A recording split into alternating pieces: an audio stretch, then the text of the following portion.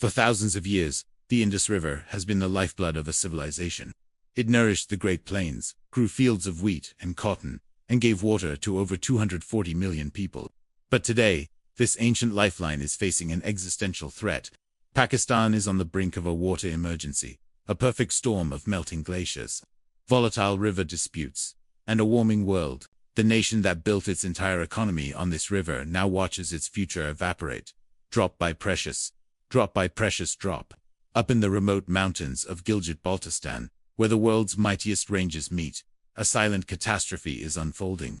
The glaciers that feed the Indus, the largest ice mass outside the polar regions, are melting at an alarming rate. These frozen giants provide up to 70% of the river's flow, but climate change has broken their ancient rhythm. Now, communities face a cruel paradox: too much water and too little.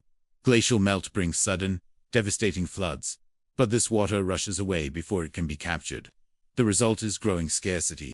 The human cost is heartbreaking. Girls walk for miles to carry heavy water containers, missing school just so their families can survive. UNICEF reports that water-related diseases claim over 50,000 young children's lives in Pakistan every year.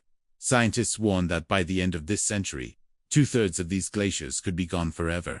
As if nature's fury wasn't enough, human politics are making things worse. The Indus Waters Treaty of 1960, once a symbol of cooperation between India and Pakistan, is now hanging by a thread. This treaty divided the 6 rivers of the Indus system, giving Pakistan control of the western rivers that carry 80% of the flow. But in 2025, India suspended the treaty, halting the flow of critical data about floods and river levels. Pakistan was left blind to impending disasters. Pakistan's former foreign minister once warned that any attempt to divert water would be an act of war. The treaty, written 60 years ago, was never designed for today's world of climate change and booming populations. By 2050, Pakistan's population is expected to hit 403 million, and water shortages could reach a staggering 50% within a decade. Pakistan's economy floats on a river that's running dry. Agriculture employs nearly 40% of the population, and a staggering 80% of all farmland depends on irrigation from the Indus. When the river suffers, the nation starves. The devastating floods of 2022 were a brutal preview of what's to come. They inundated millions of acres, causing billions in damage. But here's the tragic irony: Pakistan can't store this excess water. Its major dams hold only a tiny fraction of its annual share. Most of the floodwater rushes uselessly out to sea. This leaves the country both water-rich and water-poor. During shortages, crop yields plummet, farmers face ruin, and people are forced to migrate to already overcrowded cities like Karachi and Lahore, which also depend on the Indus for drinking water. While Pakistan faces threats from the outside, an equally dangerous conflict is brewing within. For over a century, its provinces have been fighting over water, especially between upstream Punjab and downstream Sindh. Punjab controls the headworks where the rivers enter the plains, and during shortages, Sindh accuses it of taking more than its fair share. This deep mistrust has paralyzed national action.